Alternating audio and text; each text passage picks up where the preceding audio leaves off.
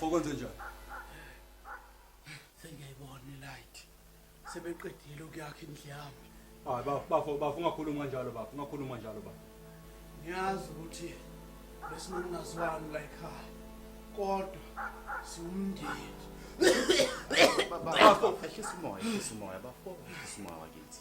Ngiyazi ukuthi wena owakumithisela intombi yami lesa ingane engizondlayo lapha akuzona ezami kodwa ezakho bafo. Hawu.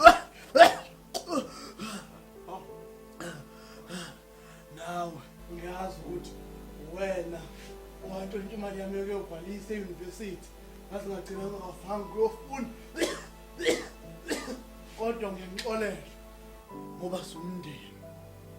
Unemali engango-100,000 engayiwina kalotho. Ngayifihla.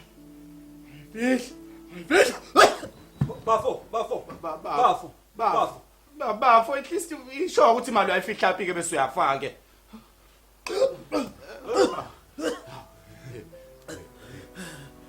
Imali la ngayifihla khona kude. So ngase ngayibhala ama-directions ukuthi ngiyoyithula imali ngawufihla kuleya TV. Kuzofanele ngiphihlize i-TV ukuze ngithole imali.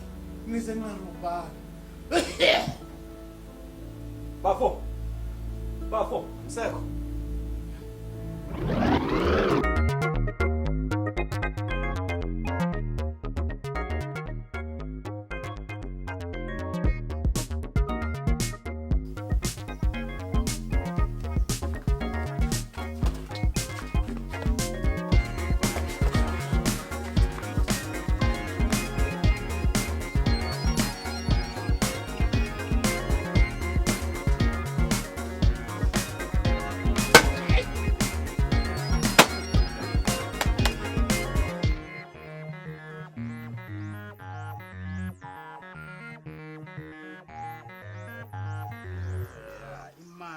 Ngayifihla ngaphansi kwetshe. Itshelephi manje, itshelephi? Angazi.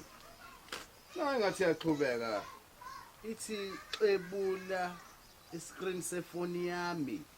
Incwadi izoqhubeka lapho lokhu ngakwenza just in case iTV ilahleka. Amthatha ifoni. Dithi mthatha ifoni.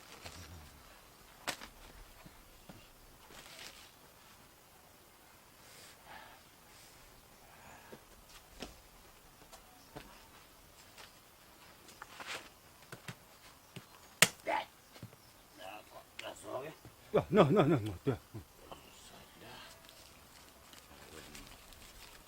Oh, ithi imali ingaphansi kwetshe elisezulwini zinja. Akunamali la nicabanga ukuthi ngizofa nisale nidlala iTV nefoni yami nezintombi zenu niyadakwa zinja. Sithengele lamafoni enu neTV yenu. Yabona mfethu. Hey, so evaluator.